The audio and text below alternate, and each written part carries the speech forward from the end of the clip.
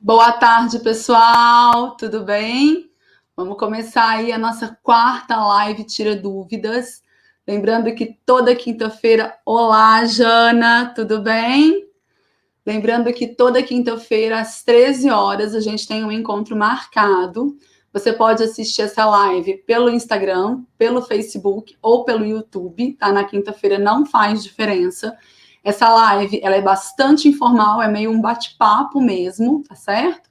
É a sua oportunidade aí de esclarecer as suas dúvidas relacionadas com a preparação para concursos públicos. É uma oportunidade que eu aproveito também para responder as dúvidas que eu recebo, as perguntas que eu recebo, né? Via direct, via Messenger, nas minhas caixinhas do Stories.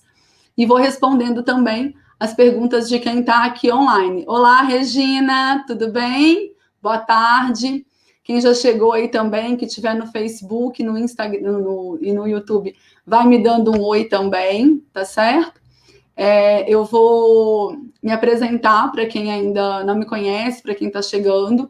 Meu nome é Juliana, eu sou farmacêutica, exerci durante 7 anos a minha profissão na iniciativa privada, até que eu fiquei bastante frustrada, desestimulada na minha profissão e decidi, então, me voltar aí para os concursos públicos, tá? Eu fui aprovada em 5 concursos, eu já exerci o cargo de auditora tributária na Prefeitura de São José dos Campos por quase 2 anos, e desde 2014 eu sou agente fiscal de rendas no estado de São Paulo, tá? Na Secretaria da Fazenda do estado de São Paulo. É um cargo que é semelhante aí, né? Um cargo que se equipara ao cargo de auditor estadual, é que em São Paulo a gente ainda usa a nomenclatura antiga aí do cargo, que é agente fiscal de rendas, tá certo? Desde setembro aí, eu comecei esse projeto para ajudar outros concurseiros a alcançar a tão desejada aprovação em concursos públicos, né, a transformar a sua vida aí através da aprovação em concursos públicos. A princípio, eu gravava os vídeos, tá, e disponibilizava esses vídeos todos os dias no meu canal no YouTube, na minha página no Face, no perfil no Insta. E desde 18 de janeiro, a gente começou com lives semanais. Essas lives acontecem sempre às segundas-feiras, às 9 da noite. E aí é uma aula mesmo, tá? Uma aula ao vivo, onde cada semana a gente debate um tema específico. Nós já falamos sobre planejamento para concursos públicos, já falamos de cronograma de estudo, já falamos no que você precisa fazer para ser aprovado ainda no ano de 2021. E a nossa última aula ao vivo, que foi a aula da última segunda-feira, a gente conversou sobre métodos de revisão, tá? Então, se você perdeu alguma dessas aulas, elas ficam gravadas, elas estão no meu IGTV, estão também no meu canal do YouTube e na minha página no Face. E a gente tem também um grupo no Telegram, onde toda semana eu disponibilizo o PDF dessa aula de segunda-feira. Então, é um resumão para que vocês possam consultar sempre que precisar. Se você ainda não faz parte, né, do nosso grupo do Telegram, o link está lá na bio para quem está me acompanhando pelo Insta, tá? E eu vou colocar aqui também no chat para quem está vindo pelo Facebook ou pelo YouTube, tá certo? Vou colocar aqui para vocês, ó. Esse aqui é o link do nosso grupo lá no Telegram, tá bom? Vou colocar aqui no chat para vocês. Ainda não está deixando eu escrever. Esse aí, então, é o link do nosso grupo do Telegram. Vou responder aqui, então, vamos começar, né? Vamos começar a responder perguntas. Vão me mandando as perguntas de vocês. Eu vou respondendo também as que eu tenho aqui guardadas, né? Que eu vou recebendo também durante aí a semana. E vou respondendo as de vocês. Vou começar pela pergunta da Regina, tá certo? Tem uma base... Olá, Sueli, tudo bem? Nando... tem uma base ruim de português e matemática. Para superar essas dificuldades, devo estudar essas 2 matérias todos os dias para a área fiscal. Então, Regina, vamos lá. Para a área fiscal, o que acontece? Essas disciplinas, português e matemática, elas aparecem em todos os concursos, tá? Não tem como escapar disso. Mas para a área fiscal, português ainda costuma ter um peso considerável, tá? Matemática costuma vir junto. Matemática básica, às vezes aparece, matemática financeira, raciocínio lógico e estatística, tá certo? Então, o que eu aconselho aí para você que vai fazer a área fiscal? Na área fiscal, gente, a gente tem aí 3 disciplinas que são aí o carro-chefe, tá? Da área fiscal. Que é o quê? contabilidade, auditoria e direito tributário, tá certo? Essas 3 disciplinas, elas precisam aparecer com muita frequência no seu ciclo de estudos, porque elas têm um peso muito grande para os concursos da área fiscal. Português também tem um bom peso, tá? Então eu acho que não dá para simplesmente abandonar português. Você precisa realmente correr um pouco atrás aí para pegar isso, tá certo? E aí eu te aconselho assim, dá uma olhada, porque tem professores que são muito bons, mas que são mais direto ao ponto. E aí, se você tem uma base fraca, fica mais difícil de conseguir aprender a matéria. Tem outros que eles já vão mais do basicão mesmo, e aí fica mais fácil para você construir o seu alicerce na matéria, tá certo? Matemática, o meu conselho, tá? Se você tem uma base ruim de matemática, é tentar ver entre essas 3 disciplinas que são cobradas aí na parte de matemática, que é raciocínio lógico, estatística e matemática financeira, qual fica mais fácil para você, tá? Com qual delas você consegue se sair melhor. E aí foca nessa, tá? Não precisa estudar todos os dias, porque matemática tem um peso muito pequeno, tá certo? Para a área fiscal. Então, assim, nem português nem matemática eu acho que compensa estudar todo dia. Português pode aparecer mais vezes aí no seu ciclo de estudos. Matemática, assim, para você não abandonar tudo, escolhe uma dessas que você tem maior afinidade, tá? Mas para a área fiscal, o que precisa estar na ponta da língua é contabilidade, auditoria e direito tributário, tá certo? As outras dá para flexibilizar. Pessoal, quem está aí no YouTube e no Face pode ir mandando perguntas também, tá? Eu estou acompanhando o chat. Para a gente ganhar tempo, eu vou começar a responder as que eu tenho aqui na minha lista e vou respondendo a de vocês à medida que for aparecendo. Combinado? Vamos lá. A primeira pergunta que eu tenho aqui é assim, uma pergunta da Elisa, tá? E ela faz o seguinte, ó, meu concurso exige redação. Quando começar a treinar? Tá? Essa é uma pergunta bastante comum, já recebi ela várias vezes, tá? Pelo direct, pelas caixinhas do Stories. O que acontece, gente? Redação costuma ser uma parte sensível, tá? Para a maioria dos concurseiros. E era para mim também. Eu já falei isso aqui em um dos meus vídeos, que eu tinha muita dificuldade com redação. Eu sempre me saía muito bem em português, então eu escrevia bem, sempre escrevia assim, de não cometer erros ortográficos, de gramática e tal. Mas eu não tinha criatividade, eu não sabia colocar isso no papel. Então eu tinha muita dificuldade para escrever um bom texto. E aí o que acontece? Os concursos da área fiscal, a maioria deles cobra redação ou cobra provas discursivas, né? O que acontece, por exemplo, no concurso da Receita Federal, o ISS São José dos Campos que eu fiz também teve redação, em Belo Horizonte também teve redação, tá? Só em São Paulo que não teve a prova aberta.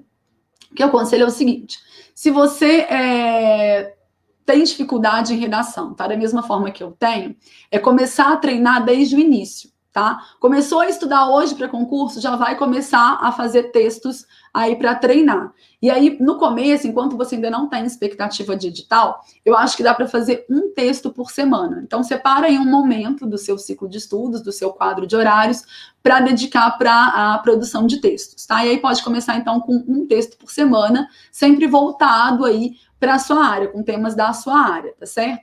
E esses textos, gente, eles precisam ser corrigidos, tá? Não basta escrever o texto e guardar ele lá. Alguém precisa olhar esse texto, né, com um olhar mais crítico e corrigir para que você possa ir se aperfeiçoando, para que você possa ir melhorando esse processo, tá? Se você tiver condições de pagar uma professora que tenha experiência em concursos públicos, é o ideal, tá? Eu recomendo muito a Júnia Andrade, eu comprei um curso dela na época que eu estava treinando para as discursivas, ela é muito boa, ela tem muita experiência, tá? Ela tem um site, acho que é www.juniandrade.com.br, dá uma pesquisada aí no Google.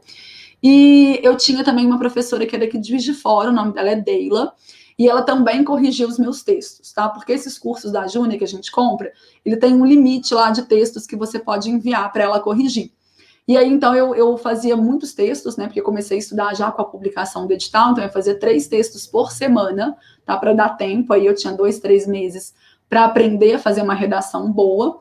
Então, eu produzia aí cerca de 3 textos por semana, e aí essa minha professora daqui de Juiz de Fora, né, a Deila, ela corrigia esses textos para mim, tá certo? E redação é isso, tá, gente? É treinar muito, é produzir muitos textos, porque aí você consegue pegar uma prática. Apesar de parecer uma coisa do outro mundo, um bicho de sete cabeças, não é, tá? Redação é bem uma receitinha de bolo mesmo. Quando você faz um curso, você vai aprender aí qual que é a estrutura de uma redação. Então, depois que você pega esse jeito, fica bastante tranquilo de colocar em prática, tá? Mas precisa treinar. Então, eu recomendo sempre assim, começou a estudar para concurso, o concurso cobra redação, comece a fazer pelo menos um texto por semana. Tá na hora do edital ser publicado, o edital foi publicado e você ainda está escrevendo mal, 3 textos por semana, tá certo? Eu já gravei um vídeo, dá uma olhadinha lá no meu IGTV ou no meu canal do YouTube, na página do Face, como arrasar nas provas discursivas, tá certo? Eu coloco várias dicas e eu conto para vocês o que eu fiz que me ajudou aí a conseguir uma nota muito boa na redação, tá? Só para fechar isso daí, eu tinha uma dificuldade enorme e no final eu treinei tanto que redação acabou sendo um diferencial para mim, tá? Eu fui muito bem em redação, então isso alavancou a minha nota tanto em BH quanto em São José dos Campos, tá certo? Então é questão de treino mesmo, não precisa se desesperar. Uma outra pergunta que eu tenho aqui é uma pergunta do o trabalho no dia a dia da área fiscal é fácil? Ah, Regina, fácil, assim? Não, é um trabalho tranquilo, é um trabalho até gostoso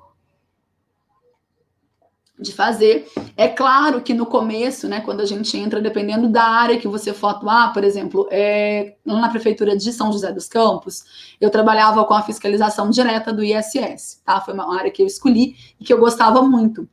Então, eu trabalhava direto na fiscalização de empresas contribuintes do ISS, do Imposto sobre Serviços. E é claro que no começo, por mais que você estude contabilidade, auditoria, direito tributário, né, o começo ele é mais trabalhoso, porque você tem que conhecer os sistemas, né, que são usados por aquele órgão, você tem que aprender a fazer uma auditoria, aprender a fazer uma fiscalização. Então, é claro que no começo a gente pena um pouquinho até pegar o jeito, tá? Mas é bem tranquilo, sempre tem alguém para ensinar, né? Tem outros colegas lá que já são mais antigos no órgão, que ajudam, que apoiam. Quando eu fui para a Cefaz São Paulo, no começo eu também trabalhei na fiscalização direta do ICMS, né? E aí é claro que é ainda mais complicado, porque o imposto, o ICMS é um imposto bem, bem complicado aí, né? De você conhecer todas as nuances, tá? Só que você vai pegando o jeito. Depois eu fui para o posto fiscal, que é um trabalho mais de atendimento ao contribuinte, e depois né, já tem um tempo, já uns 4 anos, que eu trabalho no núcleo de serviços especializados, tá? Que é meio que o maior setor de retaguarda dentro da Secretaria da Fazenda do Estado de São Paulo. E hoje eu trabalho só com pedidos de isenção para compra de veículos novos para deficiente físico, mental, visual e autistas, além dos taxistas, tá certo? Então, assim, depois que você pega o jeito, é bem tranquilo, tá? É um trabalho bom de fazer, mas, assim, claro que no começo, por mais que você estude, a gente, né, dá uma desequilibrada aí, tem que estudar mais, tem que aprender a mexer nos sistemas, mas tem um treinamento, tem sempre alguém para te ajudar, tá certo? Chutaria alguma previsão? Não, Gustavo, não chutaria, tá? Eu acho que o concurso para o ICMS São Paulo não vem tão cedo, porque o último concurso que a gente teve foi um concurso muito grande, né? Entraram 885 pessoas, se eu não me engano, tá? Então, eu acho que ICMS São Paulo não vem tão cedo, não, tá certo?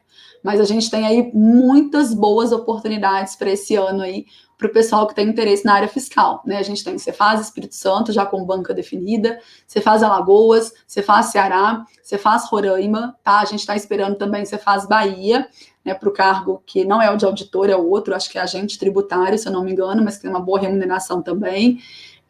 Tem Cefaz Paraná também, que está para sair, ISS BH, ISS Aracaju com provas suspensas. Então, assim, tem muitas boas oportunidades aí para o pessoal que está pensando em focar na área fiscal, tá? Eu acho que o ICMS São Paulo não sai tão cedo, tá bom?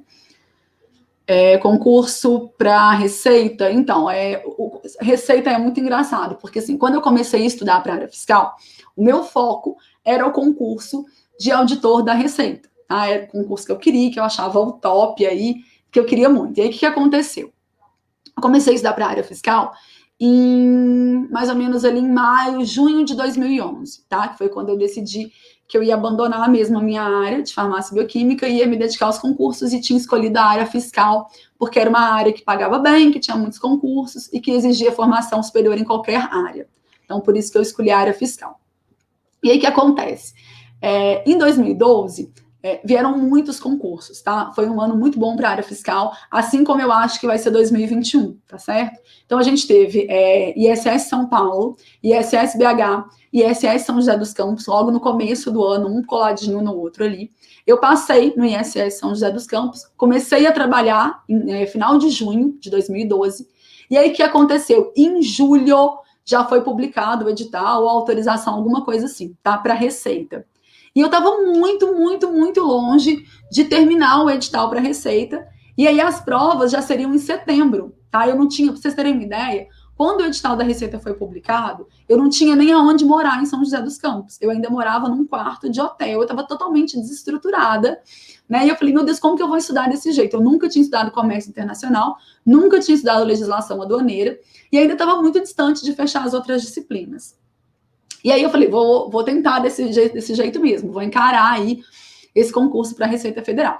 Comecei a estudar para a Receita, e aí o que acontece? Sai a autorização para o ICMS São Paulo.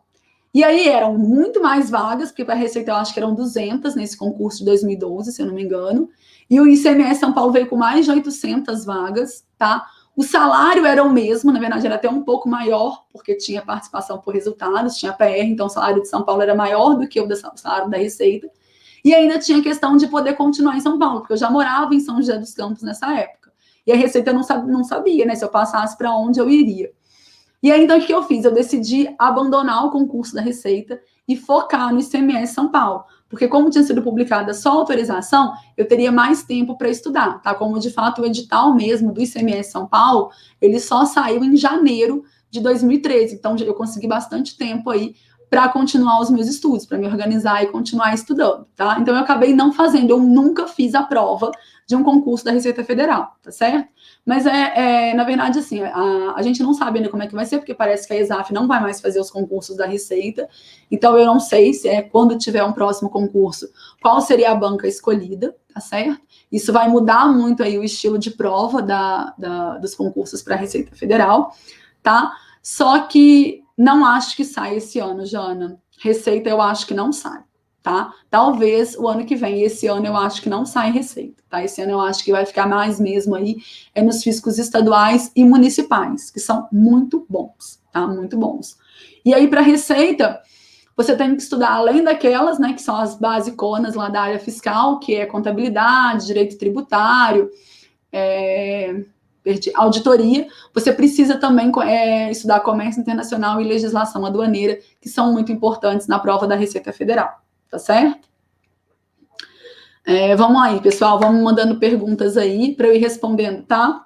Vou responder mais uma então, ó. Estou estudando para a área fiscal, uma pergunta do Danilo, tá, gente? Ó, estou estudando para a área fiscal e quero fazer todos os que forem publicados esse ano. É isso aí, Danilo, todos, tá? Vamos fazer todos os que saírem esse ano para o pessoal que está estudando para a área fiscal, tá certo?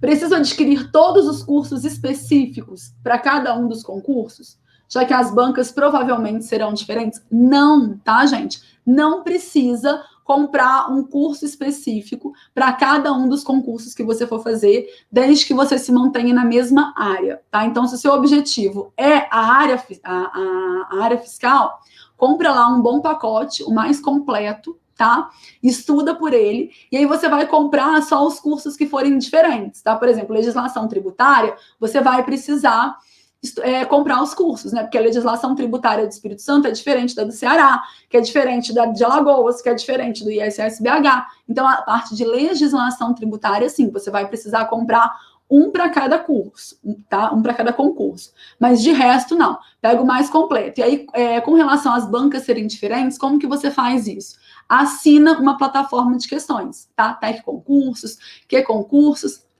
Assina aí uma plataforma de questões para você filtrar questões das outras bancas, tá bom? Mas não precisa gastar dinheiro comprando um pacote para cada. Uma pergunta da Regina. Acha que precisa finalizar direito constitucional antes? Não! Ó, pergunta da Regina, pessoal. acha que precisa finalizar direito constitucional antes de começar direito tributário, ou pode já começar a estudar tudo junto? Pode e deve, tá, Regina? Deixa eu falar uma coisa para vocês, que eu conversei ontem com o Patrick, se eu não me engano. Acho que foi com o Patrick mesmo, que está estudando também para a área fiscal. O que acontece? Esse ano, gente, vai ser um ano muito bom para a área fiscal, tá? Muito bom. E aí você precisa aproveitar essas oportunidades. Então, se você está estudando há pouco tempo, se você está muito longe de fechar o edital, você precisa o quê? Ser estratégico nesse momento, né? E focar a sua atenção naquelas disciplinas que são mais cobradas, que eu já falei. Quais são? Direito tributário, contabilidade, auditoria e aí a legislação tributária específica de cada um desses concursos que você for prestar, tá certo? Essas são as mais importantes. O que eu acrescento ainda nesse ciclo básico? Eu acrescentaria português, tá certo? Que é importante também, porque tem um bom peso, e direito constitucional. Direito constitucional, apesar de ter um peso pequeno, normalmente ele tem o mesmo peso de direito administrativo. O que acontece?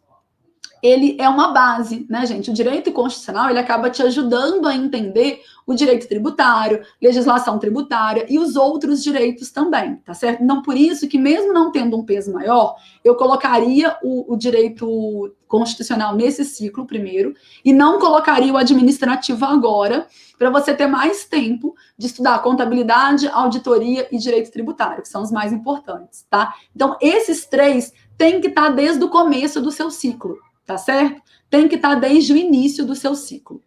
Ok? Vânia, eu não consegui ver a sua pergunta. Para nível médio, o que você quer para nível médio? Concurso da área fiscal que você está falando? Fala aí para mim, por favor. Qual que é? O que você está perguntando para mim? Digita aí de novo que eu respondo, tá bom? Me perdi aqui na pergunta da Regina e não vi a sua. Vamos lá, pessoal. Vamos continuar aqui, ó. Quando fazer simulados? Tá? Essa é a pergunta do Tiago. Quando fazer simulados? Bom, simulado, gente, é diferente de resolução de questões, tá? Resolução de questões você tem que fazer desde o início da sua preparação. Começou a estudar hoje, já vai começar resolvendo questões, tá certo?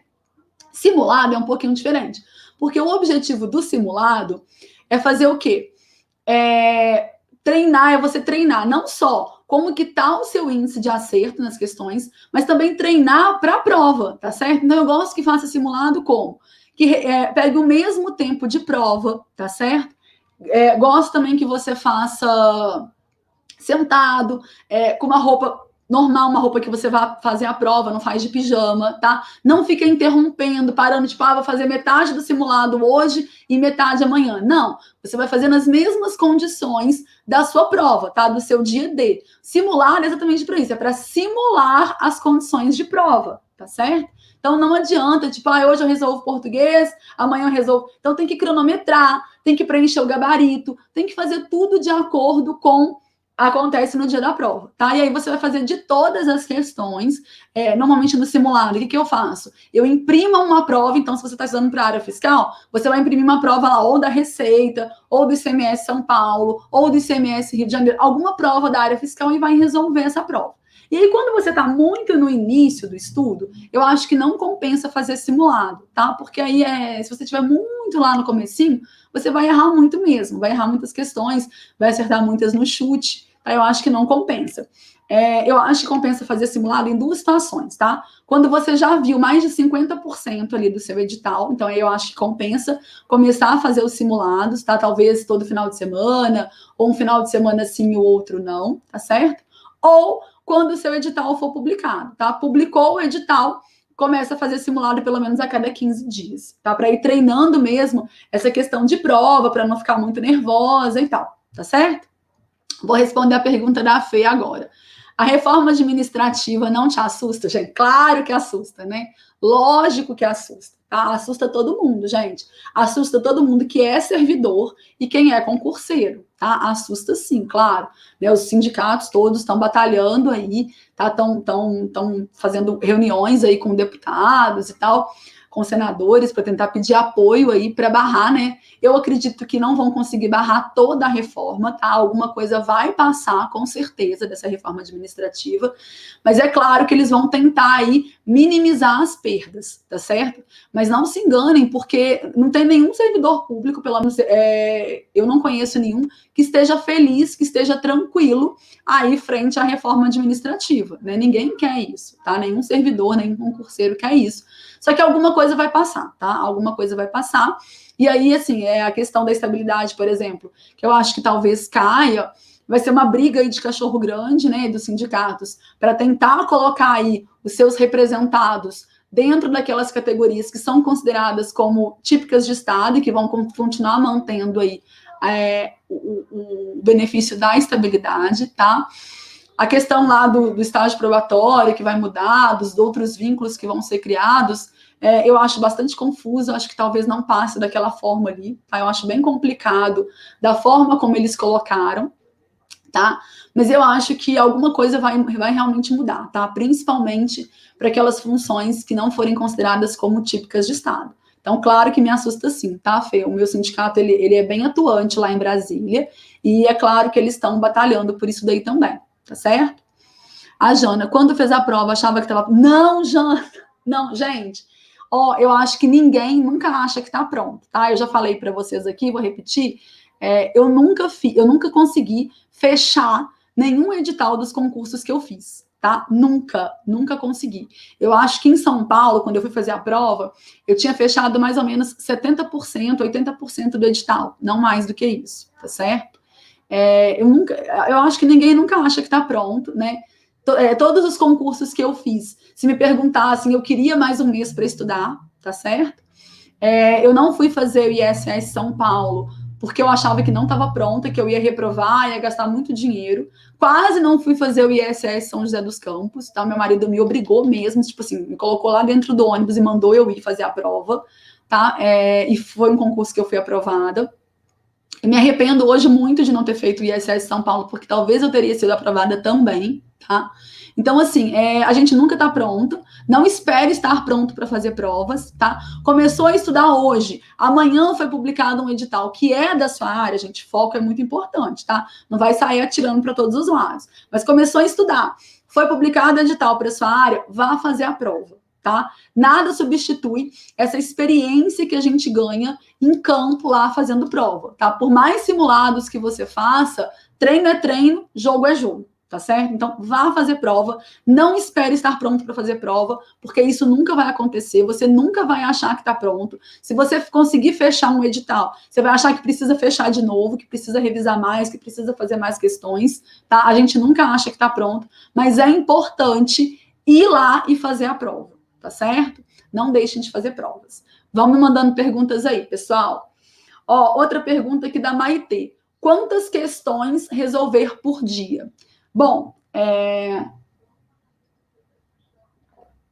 questões, gente, é fundamental, né? Eu gosto de dizer sempre que concurso público não passa aquele que sabe mais, tá? Passa o melhor fazedor de questões, tá? Aquele que sabe colocar o X no lugar certo. Aquele que sabe dar a resposta que a banca examinadora está procurando, tá? É esse que passa em concurso público. E como que você fica um bom fazedor de questões? Fazendo muitas questões. Só que é claro, gente, que não adianta só fazer questões, tá? Não é um estudo só por questões. Porque isso aí até pode ser usado em algumas situações, né? Eu já expliquei aqui algumas vezes. Mas em 90% aí dos casos, você vai fazer um estudo tradicional, né? Teoria mais questões. E aí, quando que a gente faz? Eu gosto sempre de fazer as questões. Se você estiver estudando por um PDF, você vai fazer as questões durante, né, o seu estudo ali no momento em que elas aparecem. E aí, quando você encerra um tópico, encerra uma aula, você faz aquela bateria de questões que estão lá no seu PDF. Se você estiver estudando por um livro, tá? Vamos supor, estou estudando Direito Tributário pelo livro lá do Ricardo Alexandre. O livro do Ricardo também tem algumas questões, tá? Mas se não tivesse, por exemplo, terminou um tópico do edital, eu terminei lá a parte de competência tributária ou de substituição tributária. Vai lá na plataforma de questões, filtra lá 20, 30 questões sobre aquele assunto e resolve, tá? Então, assim, eu não gosto muito de resolver questões todos os dias, tá certo? Por quê? Porque pode acontecer de naquele dia você tá bem no meio de um tópico. E aí, a menos que as questões sejam aquelas que aparecem no meio do seu PDF, porque aí quando elas aparecem no meio, o professor já direcionou, né? Ele já colocou aquela questão ali, porque é um assunto que ele acabou de trabalhar. Mas, por exemplo, estou estudando acentuação gráfica. Aí eu vou lá na plataforma de questões e filtro algumas questões de acentuação gráfica para eu resolver. Só que eu não terminei ainda o estudo de acentuação gráfica. Então eu vou fazer muitas questões ali de coisas que eu ainda não vi, de coisas que eu ainda não estudei. Aí eu acho que não é muito produtivo, tá bom? Então eu gosto assim, resolve muitas questões, mas ou à medida que elas vão aparecendo no seu PDF, ou sempre no final de um PDF ou no final de um tópico do edital, tá certo? E aí resolva todas as que tiverem no seu PDF. Se você for filtrar questões da plataforma, no final do tópico, pelo menos aí umas 30, 40 questões, tá bom? Regina, gosto muito de fazer resumos. Então, Regina, olha só. É muito importante fazer anotação, tá? Inclusive, a nossa live de segunda-feira que vem, já vou dar um spoiler aqui, ó. A nossa aula ao vivo de segunda-feira às 9 da noite, tá? A próxima segunda-feira vai ser que dia? 15, gente. Né? Acho que é dia 15 de fevereiro. Vai ser só sobre como fazer anotações, tá? Eu vou mostrar para vocês como eu fazia isso, tá bom? Agora, resumo mesmo de texto corrido, aí eu acho que perde muito tempo se você for fazer para tudo, tá? Para todas as disciplinas. Eu acho que você precisa aí mesclar, tá? Usa um pouco, usa os grifos, grifo tem que ter em tudo, tá? Todo o seu material tem que estar grifado e grifado da forma correta, tá certo? Mas usa também flashcards, né? Ou Anki, que hoje substitui muito bem flashcard. Usa mapa mental, usa fluxograma, organograma, tá? Usa um pouco, sim, de tópicos, de texto corrido. Mas assim, terminei esse tópico, vou lá e faço um resumo. Aí eu acho pouco produtivo, tá, Regina? Acho que você acaba perdendo muito tempo fazendo assim, tá? Mas tem que fazer anotação, sim. Tá certo? Agora, assim, resumo mesmo, de algumas partes do texto, tá? Mas dá preferência mais para coisas que sejam mais práticas do que o texto corrido, tá bom? Vamos lá, pessoal. Vão mandando perguntas aí, viu? Vou lá, mais uma, ó. Pergunta agora do Rafael. Quanto tempo demora para ser aprovado em concurso? Essa é uma pergunta que ninguém tem resposta, né? Quanto tempo demora? Eu posso falar para você quanto tempo eu demorei, tá? Eu demorei 3 meses para ser aprovada no concurso de técnico do TRF, tá? Da primeira região. Eu fiquei em 19º lugar nesse concurso, eles chamaram 18, mas eu fui aprovada. Foi o primeiro concurso que eu fiz totalmente fora da minha área, começando do zero nos direitos, começando do zero em raciocínio lógico, tá? Eu consegui ser aprovada em 3 meses de estudo. Tá? Não você é muito inteligente, você é uma coisa fora do comum. Não é, tá? Mas eu sou muito disciplinada, já falei isso aqui várias vezes, e eu sou boa estrategista, tá? Eu sei focar naquilo que realmente é importante, naquilo que realmente cai. E foi isso que eu fiz durante toda a minha preparação para concursos públicos.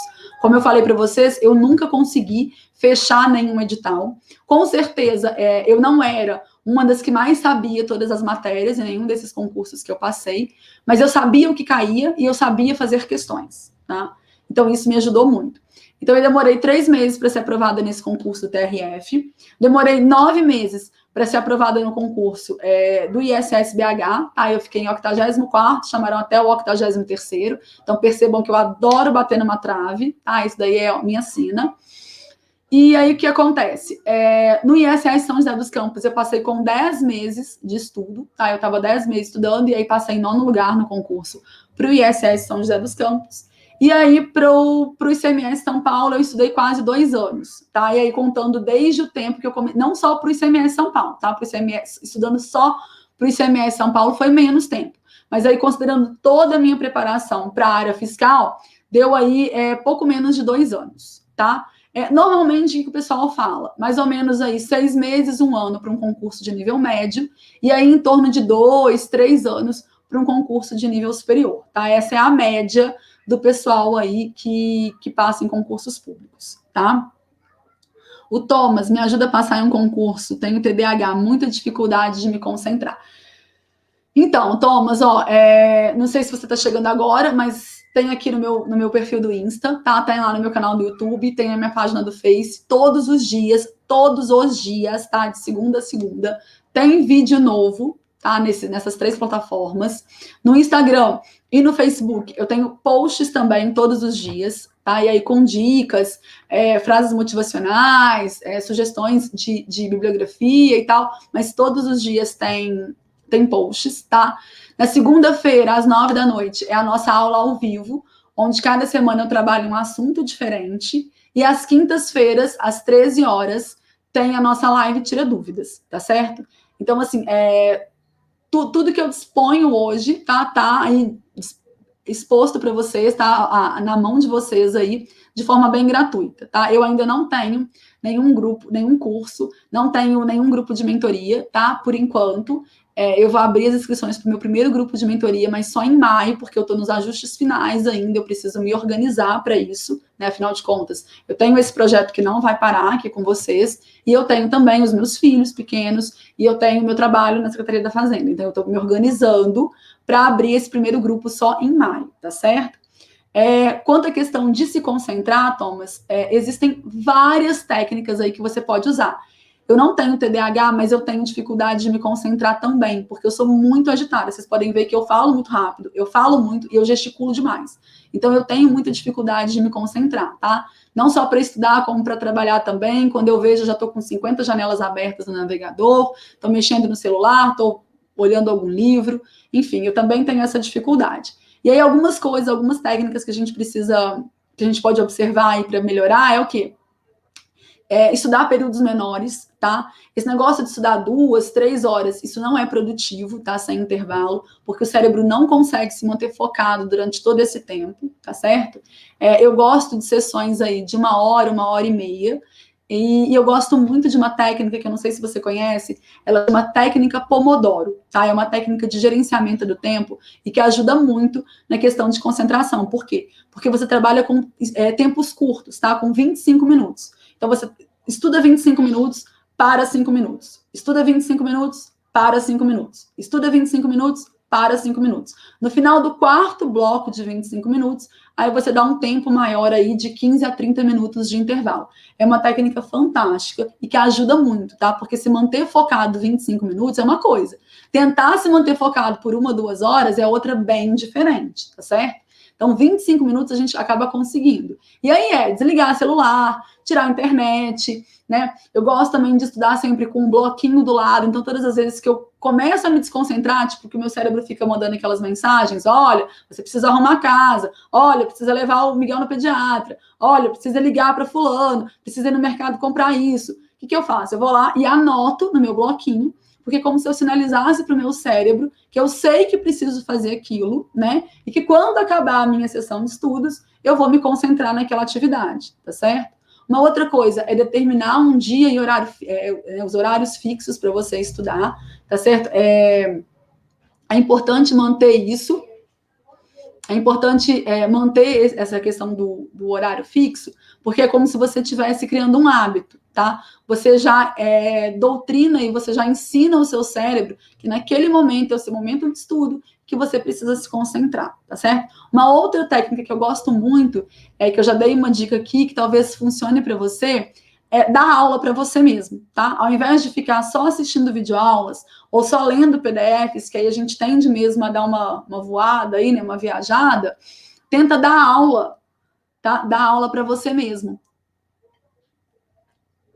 E aí você pega aquele tópico e explica, tá? Compra uma lousa aí, ou aquele quadro negro, ou aquele quadro branco, e dá aula mesmo, tá? Finge que tem alguém aí e dá aula. É muito bom para memorização e é bom também para se manter concentrado, tá certo?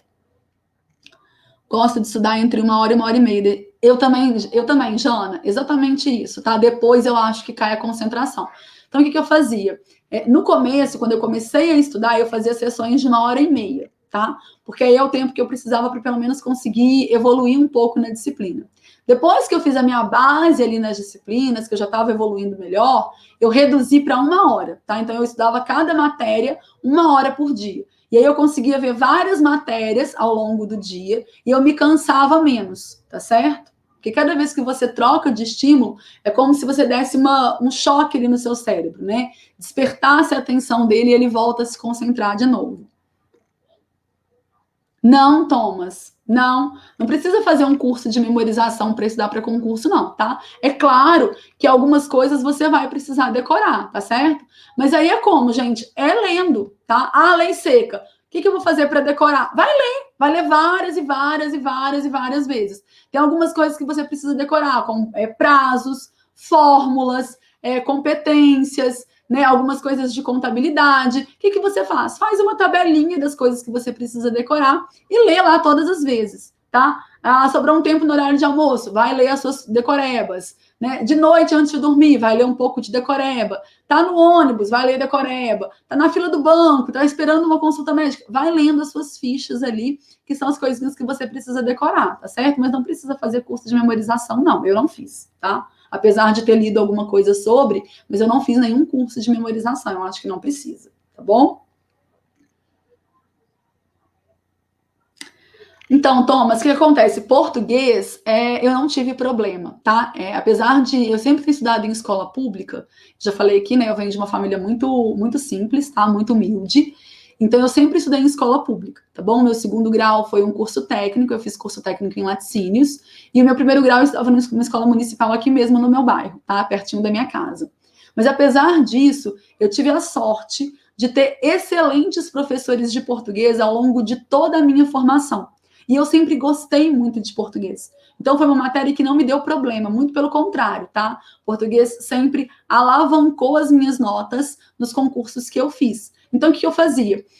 Eu estudava pelo material do Décio, tá? Que é um professor aqui da minha cidade mesmo, Décio Terror, que dá aula no Estratégia Concursos, e eu focava mais em resolução de questões. Tá? Então eu ia lá, por exemplo, hoje eu vou estudar crase. O que eu fazia?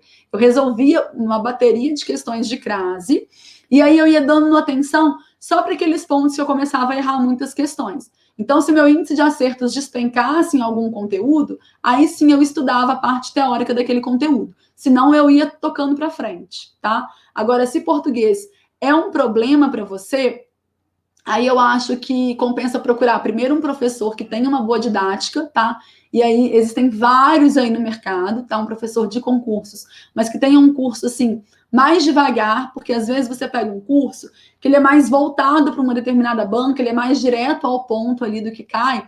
E aí se você não tem uma boa base, fica difícil de pegar, tá? Então tenta procurar um professor de português que tenha aí uma coisa mais devagar, que ensine mais devagar. As regras você precisa realmente memorizar, mas não vai conseguir memorizar da primeira vez, tá? Cria aí essas tabelinhas e vai estudando com o tempo, vai resolvendo questões, tá bom? E aí estudar várias vezes, tá, gente? Fazer muitas questões e deixar essa matéria aparecer mais vezes aí no seu ciclo de estudos, tá bom? A Jana, o problema é manter tudo na cabeça. As matérias ensinam. É verdade, Jana, é muito conteúdo, tá, gente? É por isso que eu falo que você ter um sistema de revisão eficiente é fundamental para quem está estudando para concurso público. Estudar para concurso, gente, não é a mesma coisa que estudar para uma prova, tá? Na faculdade, no segundo grau, que estudar para o vestibular. Por quê? Porque o volume de matéria é monstruoso. Tá certo? É muito grande, tem muita coisa que a gente precisa decorar e a gente precisa ficar repassando isso muitas vezes para conseguir decorar tudo isso, tá certo? Então é rever, ver e fazer muitas questões. Ler, estudar e fazer muitas questões, tá bom? Deixa eu ver uma outra aqui. Tenho dificuldades em fazer resumos ou grifar o PDF. Então, olha só, o que acontece? O resumo é para você, ou grifar o PDF, tá, gente? Quando eu falo em resumo, é qualquer tipo de anotação, tá certo? Não é só aquele resumo de texto corrido, não. Qualquer tipo de anotação. Para você conseguir fazer resumos, você precisa o quê? Saber o que é importante, né? E no começo, quando você está começando a estudar, é muito difícil identificar daquela bugega toda que a gente está estudando ali, o que é de fato importante, né? Porque às vezes a gente olha com um olhar diferente do olhar do examinador. A gente acha que algumas coisas são importantes e aquilo nunca foi objeto de cobrança em prova. Então, o que eu aconselho? Faça o estudo reverso. Ou seja, vai começar a estudar um tópico hoje? Vou começar a estudar, sei lá, tipos de Constituição. Tá? Vou começar a estudar tipos de Constituição, lá de direito constitucional. Faz primeiro algumas questões, tá? Ou pelo menos lê as questões e lê os comentários. Porque daí você já vai para o texto com um olhar mais crítico. sabendo o que de fato é objeto de cobrança. E aí, é claro, para dar certo o estudo reverso, você precisa o quê? Filtrar questões da sua banca, ou pelo menos, né, questões que sejam da sua área. Se você está estudando para a área fiscal, não adianta filtrar questões lá da área policial, porque o foco é diferente, tá bom? É importante sempre filtrar questões da sua área e do seu ou da sua banca, tá certo? E aí o que acontece? Quanto mais questões você resolve, né, mais você vai tender esse olhar ali de saber o que de fato daquele texto é importante e o que não é, tá? Agora, para ajudar, na segunda-feira, não se esqueçam, às 9 da noite, a gente vai fazer uma aula só sobre como fazer anotações, tá? Boas anotações são fundamentais para você ter um projeto aí, um processo, né, um sistema de revisões eficientes, porque na revisão a gente usa as anotações que a gente fez, tá? Então, se você fizer uma anotação ruim, né, com uma qualidade ruim, que não está pensando o mais importante, a sua revisão também vai ficar ruim, tá certo? Pergunta da Michelle. Boa tarde, suas dicas são ótimas, gratidão. Ai, Mi, que legal. Que bom que você está gostando. Fico muito feliz, viu? Obrigada. O problema é manter. É isso mesmo. O problema é manter, né? A Jana falou que gosta do Felipe Lucas. Esse eu não conheço, tá, Jana? O Felipe Lucas eu não conheço. Na verdade, eu estudei pelo Décio e eu já ouvi falar muito bem. Eu conheço também, é a Adriana Figueiredo e o Fernando Pestana, tá? São os três que eu conheço, Décio Terror, Fernando Pestana e Adriana Figueiredo. E normalmente são esses três que eu recomendo, tá bom? Esse Felipe Lucas eu não conheço. Também perco nos resumos. Então, resumo, gente, é a questão assim, de quanto mais você vai estudando, quanto mais questões você vai resolvendo, mais você vai conseguindo ter um olhar crítico do que realmente é importante, tá? Cuidado com o excesso, tá? Porque se você faz uns resumos muito grandes, a sua revisão vai ficar prejudicada, porque você vai demorar muito tempo para conseguir revisar, tá certo? Grifos também. Tem gente que grifa tanto que fica mais texto grifado do que sem grifar, né? Então, muito cuidado com isso, tá bom? É importante sim, tá? Ter uma planilha de Excel para administrar os rendimentos, eu acho importante. Não precisa ser nada muito elaborado, tá, gente? Você não pode perder muito tempo alimentando isso. Então, o que eu gosto de fazer? Eu gosto de fazer o edital verticalizado, tá certo? Que é quando você cria sua planilha de Excel, colocando ali cada tópico, né? Então você vai criar uma planilha para direito constitucional, né? Uma para direito administrativo, uma para direito tributário, enfim. Cria lá, né? E aí vai colocando todos os tópicos que são cobrados no seu edital. E aí, do lado, você coloca se já estudou, né? Se já leu o PDF, se assistiu videoaula, se já fez suas anotações, né? Quantas questões você resolveu e qual o seu índice de acertos por tópico, tá? É importante você saber que, às vezes, o que acontece? Às vezes a pessoa tem um rendimento de 70% em direito constitucional. Aí ela fala, eu preciso estudar muito direito constitucional, eu preciso estudar muito, porque ainda está em 70% o meu índice de rendimentos. Mas aí quando você olha cada tópico, às vezes é 1, 2 tópicos dentro de direito constitucional que estão fazendo com que essa nota, com que esse índice despenque, tá? E aí não significa que ela precisa o quê? Ficar revendo todo o direito constitucional. Não. Às vezes pode ter coisa ali que ela tem um índice de questão de acerto de 90%. Tá? Vamos supor, às vezes na parte introdutória ali ela consegue notas muito boas. E aí quando chega lá em controle de constitucionalidade, a nota dela despenca. E aí ela precisa de atenção o quê? Para controle de constitucionalidade. Então é importante sim administrar essa questão do rendimento, tá? Do índice de acerto de questões, e aí por tópico, ou você pode usar, se você estiver estudando no PDF, eu gosto de fazer o edital verticalizado com base nas aulas, tá? E não mais aí nos tópicos do edital. Então, coloca aula 00, aula 01, aula 02, aula 03 de direito constitucional. E aí você coloca do lado qual que é o seu índice de acertos em cada uma dessas aulas. Porque aí fica fácil de você visualizar o que você precisa de fato revisar mais, o que está despencando o seu índice de acertos. Tá bom?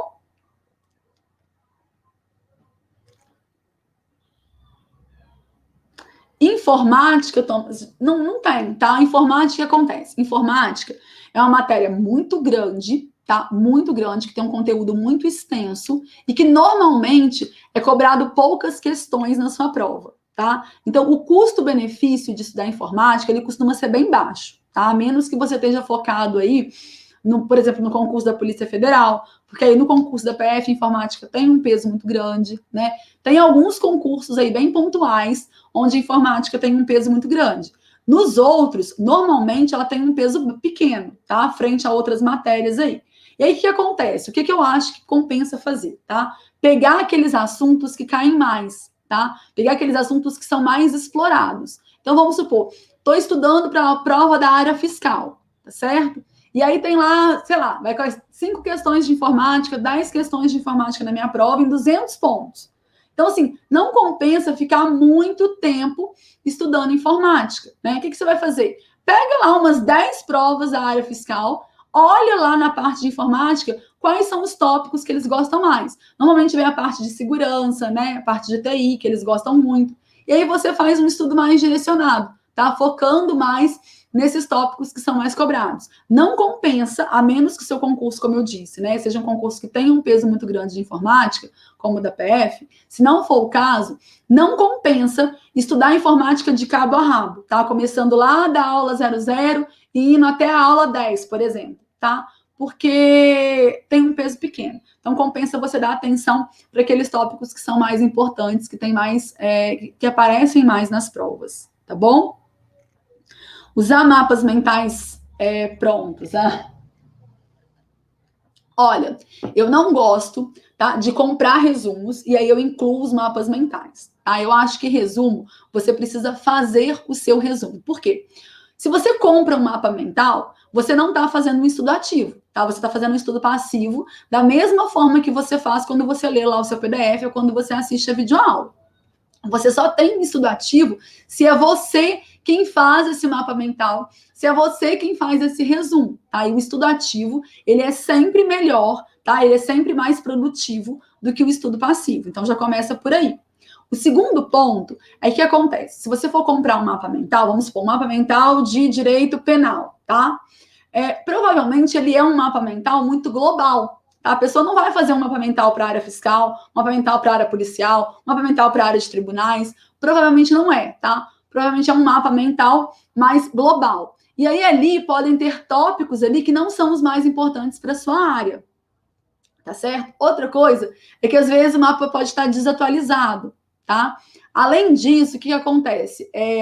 Entender a anotação de uma outra pessoa é mais complicada, né, gente? Por quê? Porque cada um, se eu te der um texto, tá? Um texto qualquer lá, um PDF de direito constitucional, e pedir para você resumir, e der para uma outra pessoa e falar a mesma coisa, vão vir 2 textos diferentes, vão vir 2 resumos diferentes. Por quê?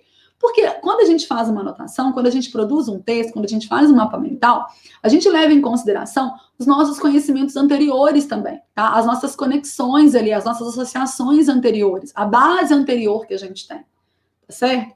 E é por isso que é tão importante fazer anotação, porque você recupera informações não só daquele tópico que você está estudando agora, mas de outros tópicos, de outras disciplinas. Se você já pega alguma coisa pronta de uma outra pessoa, ela colocou ali coisas que são para ela entender, tá? Até porque o mapa mental propriamente dito, gente, se você for pegar lá no livro do Tony Buzan, que é o inventor da técnica, vocês vão ver que o mapa mental, ele tem poucas informações, tá? São informações muito relevantes, mas são poucas informações. Se você pega aí um mapa mental que tem verdadeiros textos, tá? Em cada uma ali das perninhas, não é um mapa mental. Aquilo é um diagrama, pode ser um diagrama de aranha, um diagrama qualquer, mas não é um mapa mental. Porque o mapa mental, ele tem uma palavra só em cada uma daquelas linhas, tá? Aquilo que é um mapa mental. E aí eu construí um mapa mental.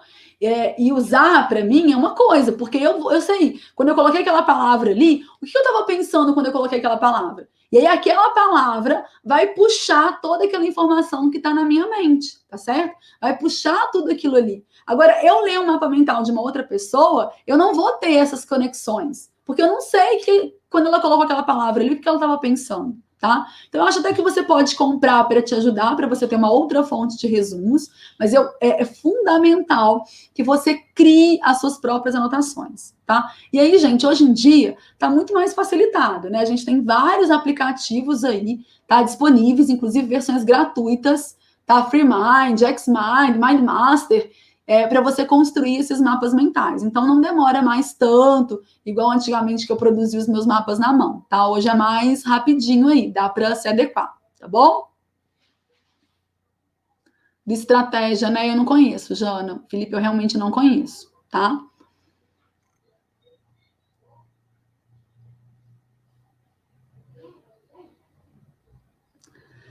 Ó, quais são as matérias básicas da área fiscal? Bom, as matérias básicas da área fiscal são direito tributário, contabilidade e auditoria, tá? Essas são as três que vão aparecer aí, e português, tá? Essas são as 4 matérias que vão aparecer aí em todos os concursos da área fiscal. São matérias que precisam estar desde o começo no seu ciclo de estudos, tá? Eu incluiria o quê? Direito constitucional, que também, direito constitucional e administrativo, gente, também está em todas as provas da área fiscal, tá? Em algumas aparece civil e penal e outras não.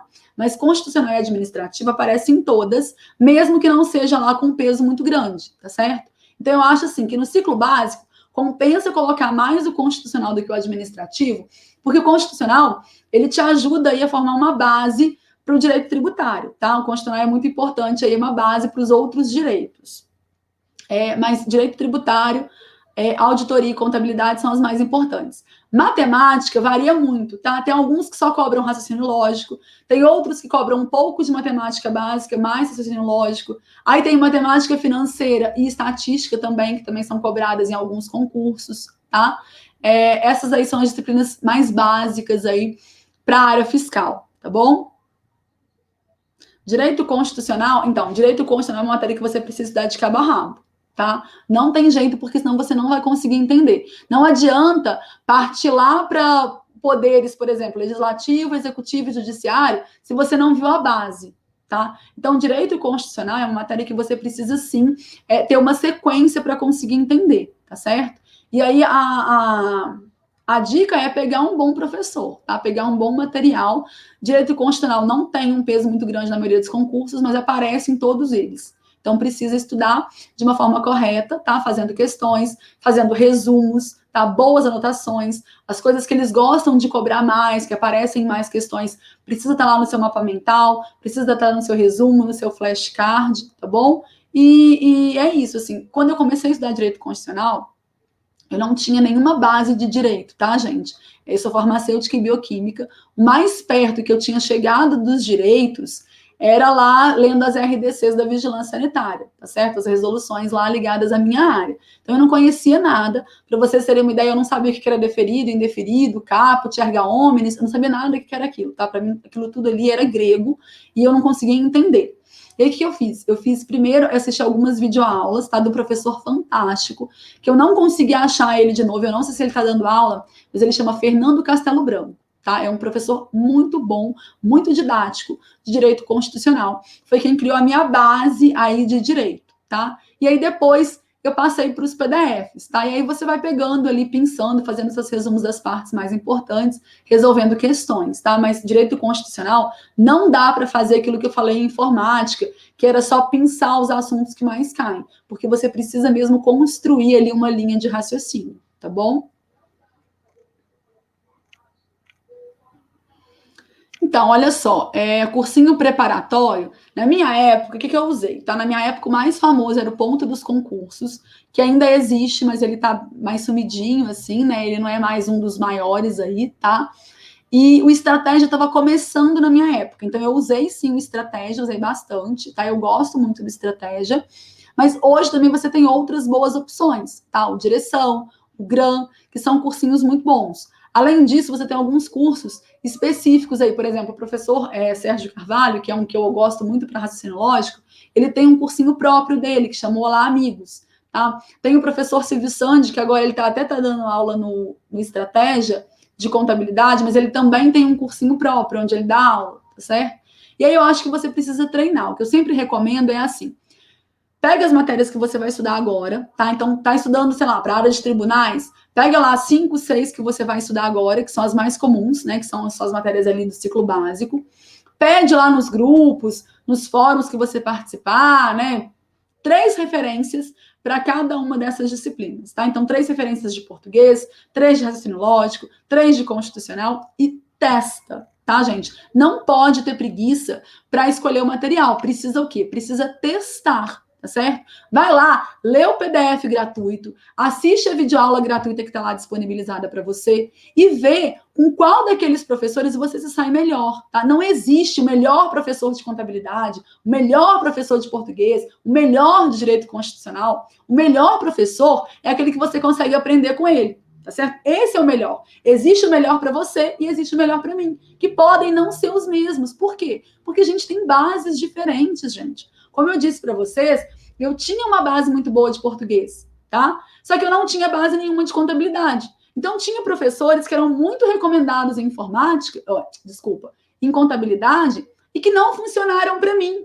Ah, é porque um péssimo professor? Não é, era muito bom, tinha ajudado muita gente, mas para mim não funcionou, porque eu tinha muita dificuldade na disciplina, tá certo? Então, só quem pode escolher o melhor professor para você é você, tá certo? Pega lá os 3 melhores, os 3 mais recomendados, tá? E dá uma pesquisada mesmo, tá? Faz um test drive mesmo ali no material, e aí você escolhe o que for melhor para você. O que não pode, gente, é estudar por várias fontes diferentes para cada matéria, tá certo? Não é assim. É uma fonte para cada disciplina. Então, é uma fonte de direito tributário, uma de direito constitucional, uma de português, uma de raciocínio lógico, tá? Porque senão você se perde no meio desse monte de material, não consegue evoluir, tá? Isso vai dando uma ansiedade muito grande, a gente vai ficando muito nervoso, não sabe o que estuda, né? Aí um professor fala de um jeito, o outro fala do outro, e aí a gente vai ficando muito confuso. Então, é uma fonte para cada disciplina. E aí perde um tempinho, sim, tá? Dando uma avaliada. Eu gosto muito desses 3 que eu falei para vocês, estratégia, direção e o GRAM. Eu acho que qualquer um dos 3 você está muito bem servido, tá? Tem outros aí no mercado, tem o Focus, tem o AlphaCon, tem outros, mas aí esses eu não conheço, tá? Por isso que eu não indico. Tomem só cuidado para que o material seja no nível da sua prova, tá? Então, achei um material baratinho aqui desse cursinho, vou comprar. Começou a estudar por ele, começa a observar como está o seu índice de questões. Se você começou a resolver questões que você não sabe nem para onde está ventando aquele assunto, se aquele assunto não é nem abordado no seu material, é porque talvez aquele material não seja o mais adequado para seu concurso, para sua área, tá? Cuidado com isso. Vamos lá, pessoal. Mais perguntas. Quais as matérias mais cobradas em tribunais? É a pergunta da Ale. Para tribunais, gente, o peso maior normalmente são os direitos, tá? E aí entra administrativo, constitucional, civil e penal. Às vezes também costuma cobrar tributário, às vezes vem previdenciário, às vezes vem processo civil e processo penal. Então, os direitos são muito fortes, tá? E aí a gente costuma ter também português, raciocínio lógico e informática, tá? Então, assim, se eu fosse criar um ciclo básico para tribunais, eu começaria aí com português, raciocínio lógico, administrativo e constitucional, tá? Civil e penal também são muito importantes, processo também, mas eu acho que não compensam estudar, por exemplo, processo civil e processo penal sem ter uma boa base de direito civil e de direito penal, tá? E também já ter caminhado um pouco aí em direito constitucional, tá certo? Então, aí, se eu fosse começar a estudar hoje para tribunais, seria português, raciocínio lógico, administrativo e constitucional. Se no seu edital também tiver informática, aí pode ser que valha a pena colocar também, tá bom?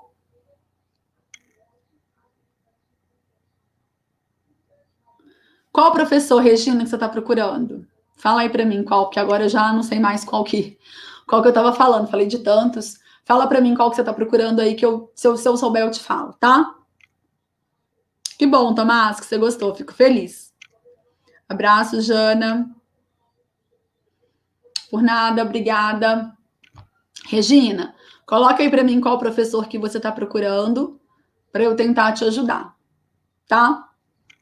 Pessoal, bom, já são 2h03, tá? A gente já passou aqui mais de 1 hora, né? Hoje foi super rápido, o tempo passou muito rápido.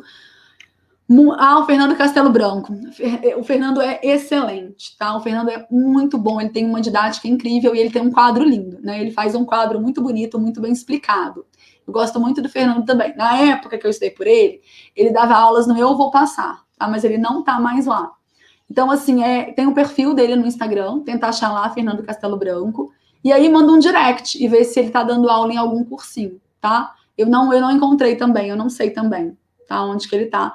Ele dava aula também de direito eleitoral. Eu acho que agora ele migrou mais para o direito eleitoral e deu uma abandonada no constitucional. Mas ele tinha aulas excelentes, tá, de direito constitucional. Bom, pessoal, vou ficando por aqui, tá? Não se esqueçam que na segunda-feira vai ser a nossa 5ª aula ao vivo, tá? Nessa segunda-feira a gente vai conversar sobre como fazer boas anotações. Lembrando que as anotações, elas são imprescindíveis, tá? Para fazer a sua revisão, para fazer o seu sistema de revisões funcionar, tá? Não adianta ter um sistema bom de revisões se as suas anotações, que são a base aí, estiverem ruins, tá? Nós vamos explicar isso, então, na segunda-feira. Eu espero vocês às 9 da noite, tá? Para quem não entrou ainda no nosso grupo do Telegram, entra lá. O link tá na bio, tá lá no meu Instagram. Vou mandar de novo aqui no chat do Facebook e do YouTube. Então, para quem não entrou, corre lá, entra, porque todos os PDFs são disponibilizados nesse grupo do Telegram, tá bom? Um bom resto de semana para vocês e a gente se vê, então, na segunda-feira. Beijo, obrigada pela participação, viu? Tchau, tchau.